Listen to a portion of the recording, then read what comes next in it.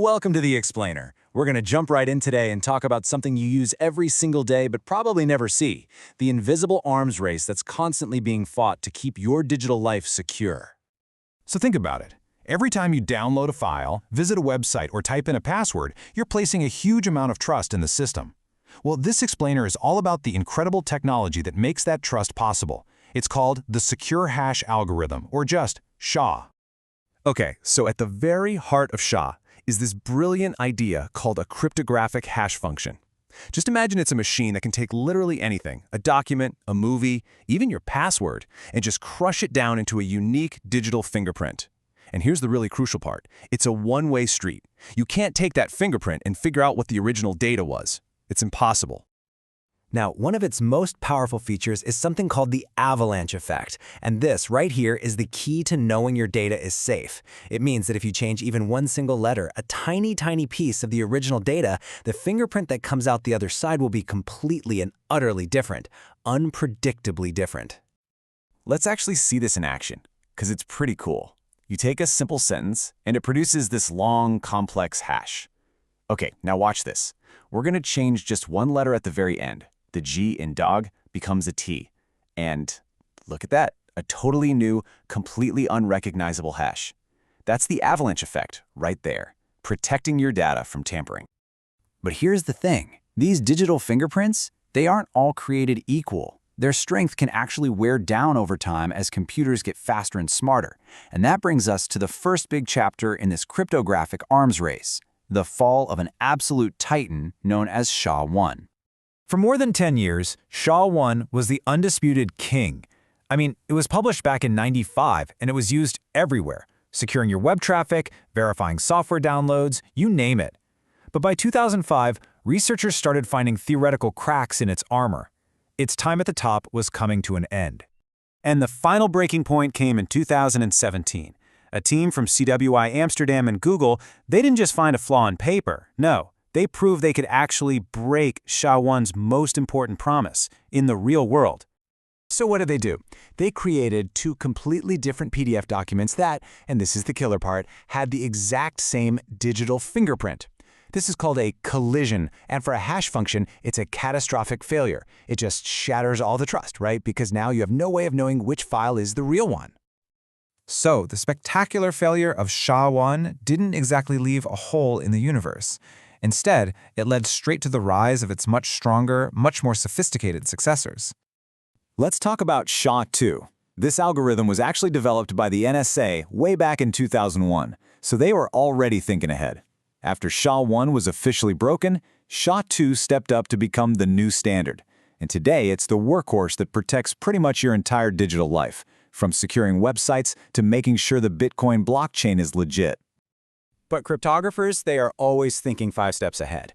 They didn't wait around for SHA-2 to show any signs of weakness. Instead, the National Institute of Standards and Technology held this big public competition to create SHA-3.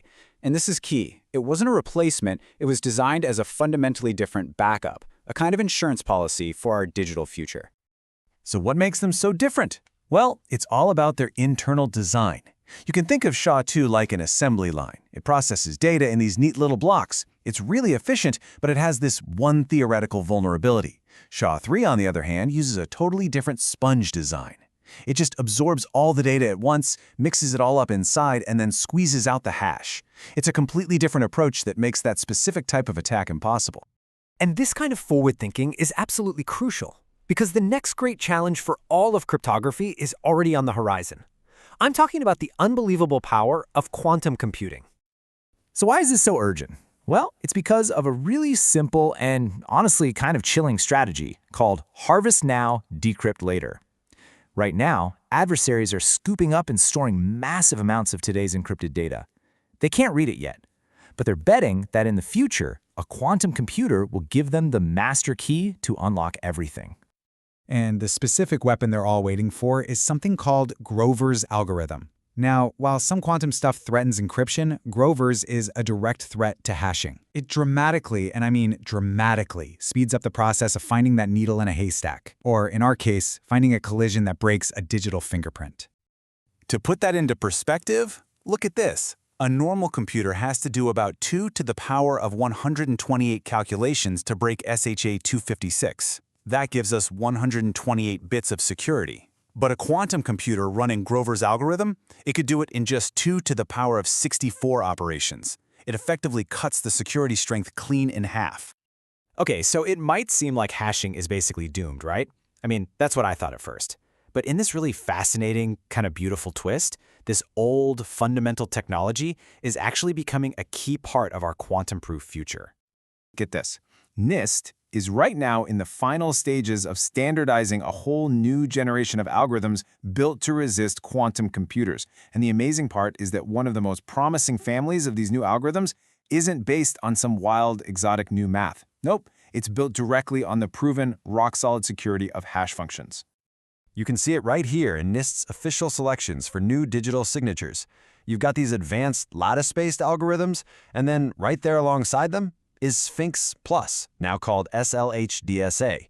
Its security isn't based on lattices at all. It comes entirely from simple, secure hashing. So why is this so important?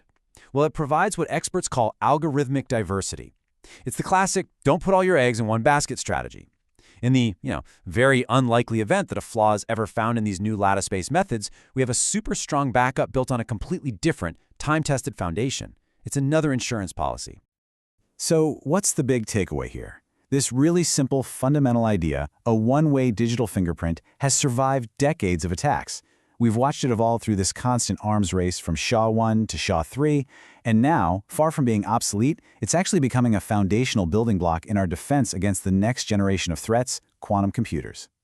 The whole story just shows you this really powerful lesson. Sometimes the most robust, most elegant solutions for the future are built on the most time-tested ideas from the past.